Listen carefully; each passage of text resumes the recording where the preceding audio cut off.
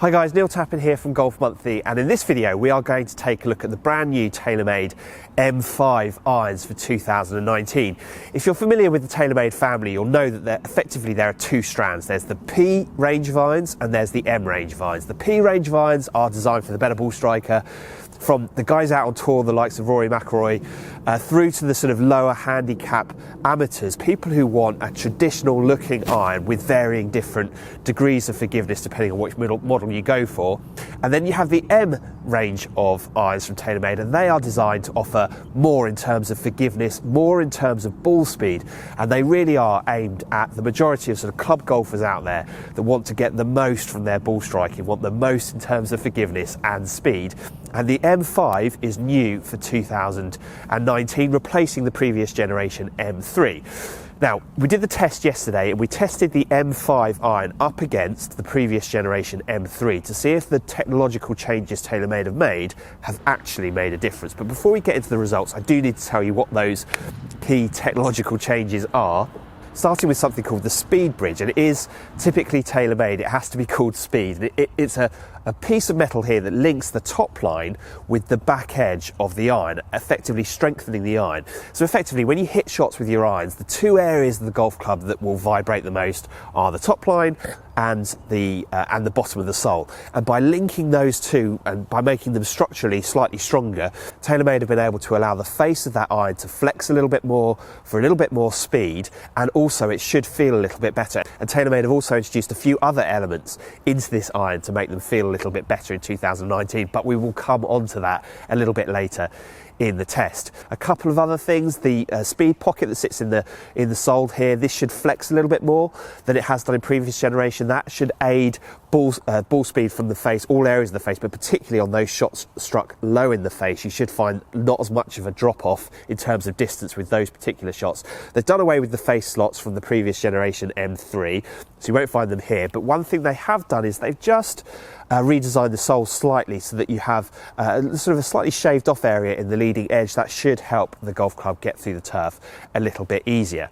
Now, in terms of the looks, how do these compare with the previous generation M3? Now, I've put them down side by side, as you can see here. I would say there is very, very little to choose between them. If I had to try and pick something out, perhaps the M5 is a little bit more compact from heel to toe. I'm not sure whether that's actually the case. I'll let you decide that when you look at these pictures. They've done away with the face slots, as I said, in the M3, from the M3, and I think that's a good thing. It makes it look a little bit simpler, even though the face slots weren't particularly off-putting down behind the ball. I prefer a more simple look to the irons. Okay, so I tested the M5 up against the previous generation M3 yesterday at the Foresight Sports headquarters. We had both clubs on the GC Quad Launch monitor. We were using Titleist Pro V1X golf balls, and both clubs have the same True Temper XP100 S300 shaft in them. So they are very, very comparable, albeit there are a few minor differences in terms of the way that the new M5 is set up versus last generation M3. The stock 7-iron in the M5 is half a degree stronger, so 30 degrees versus 30.5 degrees last year, and the stock shaft is 3/4 of an inch longer. Those are two things to bear in mind because they will skew the numbers, they will make the M5 longer than the M3. The question is, how much, and how does it compare to other irons that might be out there on the market? Let's take a look at the data. Okay, so by way of a benchmark, I'm going to flash up the numbers for my 7-iron. This is the Mizuno JPX 919 forged. The 7-iron in this set is 32 degrees, and it's got a shaft length of, I think it's 36.5 inches. So the shaft is not as long, and the loss is slightly weaker. So it's not going to be as long as either the TaylorMade M3 or the M5. But you can see from the numbers here, ball speed of 120, spin 57.37, peak height of 35, and carry distance of 169. That's really good performance for me with a 7-iron. It offers me a good blend of sort of good solid distance whilst also offering good control into the greens. Let's see how the M3 compares to that. Okay, so there is a jump in terms of ball speed at 127.1. That was coming from an average club head speed of 93.5 miles an hour. launching at 20.1 degrees, spinning at 5,479, and the peak height was 41, so significantly higher in terms of the peak height than I was able to achieve with my own Mizuno irons, and that was delivering a total carry distance of 182. So 182, really solid performance. The good news is, if you did buy TaylorMade M3 irons from 2018, they still perform really well. They're very long, they offer a very good ball flight indeed, and from the testing that I did, that's really solid performance. But how does that stack up against the new TaylorMade M5? Well, there is a jump up in ball speed. The ball speed has gone up to 128.7 for me. It's going to, the lofts are stronger, the shaft length is longer, and that the average club head speed jumped up by 2.5 miles an hour, so that explains that. Launching a little bit lower, again, it would launch a little bit lower. The lofts are slightly stronger, half a degree stronger, so it's launching at 19.6 degrees.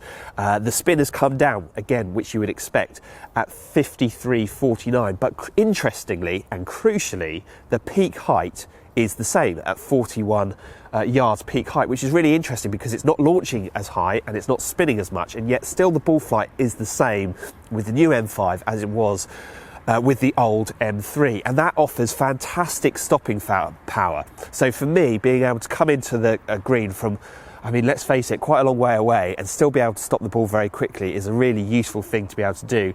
All of those things equate to a total increase in carry of 4 yards at 186. So there is an increase in speed, as TaylorMade said that there would be. One other thing to point out, so the spin rates are not particularly high. So 5,479 in the M3 versus 5,349 in the M5. Those are not high spin rates. That's kind of typical, I would say, within the kind of modern iron environment. Spin rates are getting lower and lower and lower, and it's something that if you are in the market for a set of irons in 2019 to be very wary of. You need to go for a full and thorough custom fitting, because you need to make sure that those spin rates are right for you, so that every club in your bag goes the correct distance and correct gap from the one before. If those spin rates aren't quite right for you, you will find that you'll get to a point where the ball just falls out of the sky and it doesn't go far enough.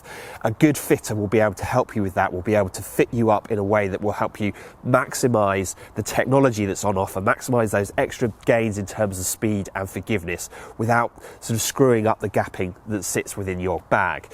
Now, the numbers really are only part of the story here. As far as TaylorMade was concerned, when they launched these irons, a big part of what they were talking about was feel. So as I mentioned, that little speed bridge that sits in the back of the head, strengthening the top line and connecting it with the back of the head, that should aid ball speed, but it should also aid the feel versus the previous generation M3, and that's what we're going to test now. Right, so you'll often hear people like me saying that sound and feel are the same thing. So we're going to try and hit a few shots now to give you a feel for the differences between the M3 and the M5. I've already hit a few outdoors with both of these to kind of get an appreciation for the feel. It's something that's very, very hard to do when you're only hitting balls on a launch monitor indoors. It's something that you only really understand when you're out on the golf course. Right, starting with the M3, I'm going to hit a few shots.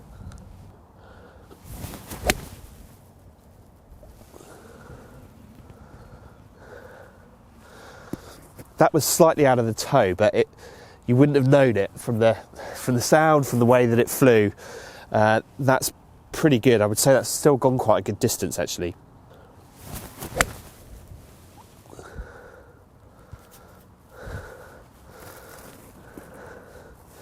I do like the look of the irons. I think TaylorMade have done a great job. I know that these are the M3, these are last generation, but there is no difference really in terms of the looks. They strike a nice balance between being confidence inspiring. That top line is pretty thick, it's pretty confidence inspiring, but it's not a big iron, it's not a chunky iron. I think they struck a really good balance here. For a lot of mid-handicap golfers, mid-high handicap golfers, this is going to be absolutely right up your street, I think. I hit one more with the M3. I'd say that for an iron that's designed to offer really good forgiveness and speed, that doesn't feel clicky, it doesn't feel clunky, and that's last year's M iron from TaylorMade. The M5 should feel slightly better if that speed bridge offers an improvement in feel. If the other workings they've done inside the head improves the feel as TaylorMade says it has, this should feel a little bit better.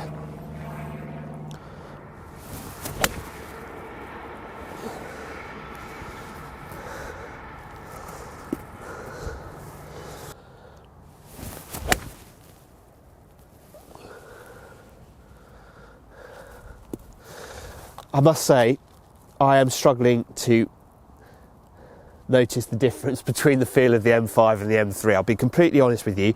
I do think the work they've done on this sole, just to shave off a little bit of the leading edge, does help the club get through the turf a little bit better. Perhaps that aids the feel a little bit. But really, can I notice much of a difference in terms of feel between one and the other? I'm going to be honest and say I don't, but I do think they both feel really good for golf clubs that are not designed with feel at the top of their priority list.